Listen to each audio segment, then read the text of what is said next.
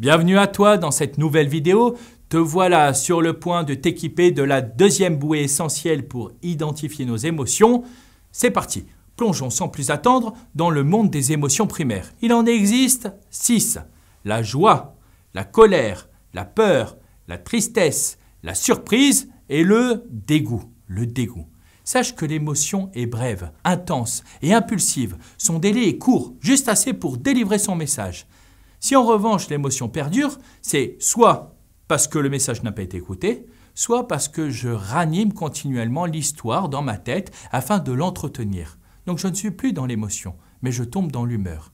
Pire encore, si j'entretiens cette humeur, sur le long terme, celle-ci deviendra un trait de personnalité, presque une nouvelle identité.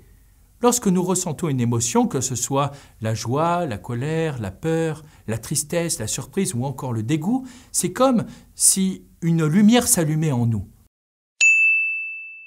Nous transmettons un message crucial. Il nous faut écouter ce message. Cependant, que se passe-t-il lorsque cette lumière continue de briller bien après le moment initial? Eh bien, cela peut arriver pour 2 raisons principales. Tout d'abord, l'émotion peut persister lorsque le message qu'elle porte n'a pas été pleinement écouté. Donc on pense qu'on a compris, mais on n'écoute que la moitié. Et imaginez votre voix intérieure qui essaie de vous dire quelque chose, mais que vous ne prenez pas le temps d'écouter attentivement. Alors eh bien ça continue, l'émotion elle va rester, cherchant à être entendue. Ensuite, il y a l'aspect de l'histoire que nous nous entretenons.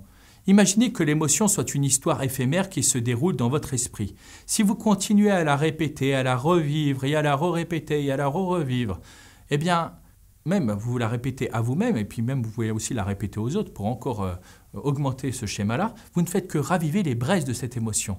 Elle cesse d'être un simple moment émotionnel, mais ça va devenir une humeur persistante. C'est là que la transformation s'opère. L'émotion qui était une réponse aiguë à un événement, il s'était passé quelque chose, vous avez eu une émotion, eh bien, elle va se métamorphoser en une humeur, une tonalité émotionnelle qui teinte votre expérience quotidienne. Vous ne réagissez plus simplement à un stimulus extérieur, mais vous portez avec vous cette humeur intérieure qui peut influencer la manière dont vous percevez et répondez au monde qui vous entoure.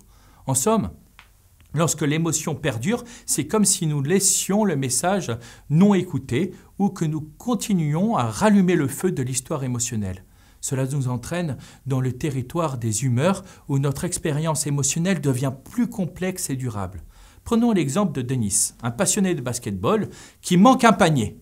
Il manque un panier crucial, il est piqué à vif, en colère, et il entretient l'émotion en râlant et en se remémorant son échec. Il devient anxieux, irritable. Et pourquoi il fait cela? Pourquoi il fait cela, Denis?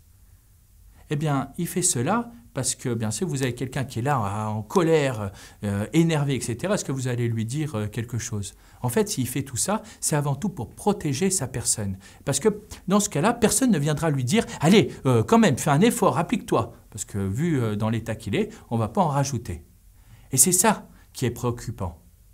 C'est que si ça se répète, s'il continue à avoir cette attitude sur le long terme, eh bien, il adoptera le comportement d'une personne colérique. En soi, les émotions ne sont pas son identité, mais à force de répétition, eh bien, c'est cette identité qu'il montre aux autres. Il se cite tellement souvent, il va répéter ce schéma-là, sans s'en rendre forcément compte, qu'inconsciemment, il va chercher toujours à rester cohérent avec lui-même, avec ce qu'il croit être. Je suis comme cela, et puis c'est tout. Voilà, je suis colérique. Et autant l'émotion dépend d'un stimulus extérieur, autant l'humeur n'a plus besoin de stimulus extérieurs. Sans raison, il va se mettre en colère seul, car inconsciemment, il se dit que se mettre en colère, c'est se protéger. C'est fou, n'est-ce pas? C'est-à-dire que tout seul dans son canapé, il est capable de piquer une crise de colère. Alors que faire? Eh bien, la réponse dans la prochaine vidéo.